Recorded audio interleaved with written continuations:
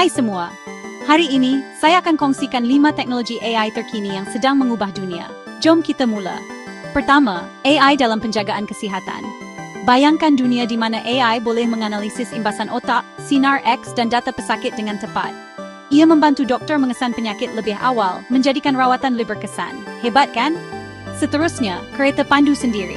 Syarikat seperti Tesla dan Waymo sedang menerajui bidang ini, menguji kenderaan autonomi mereka di mana-mana. AI membantu kereta ini membaca keadaan lalu lintas, mengelakkan kemalangan, dan berpotensi menjadikan jalan raya kita lebih selamat. Masa depan pemanduan sudah tiba.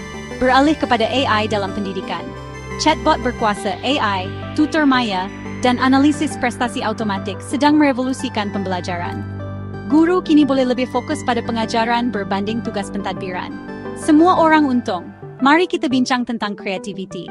Ya, AI juga menceburi bidang seni. Daripada mencipta muzik dan lukisan hinggalah menulis skrip film, AI membuktikan ia juga boleh menjadi kreatif. Fikirkan alat seperti Midjourney dan ChatGPT. Mereka mengubah dunia seni. Akhir sekali, AI dalam robot industri. Kilang moden menggunakan AI untuk mengendalikan tugas kompleks tanpa henti. Ini meningkatkan produktiviti dan mengurangkan kos dengan ketara. Kecekapan pada tahap terbaik. Jadi, adakah Anda bersedia untuk revolusi AI? Ingat, AI bermasa depan. Ia adalah masa kini.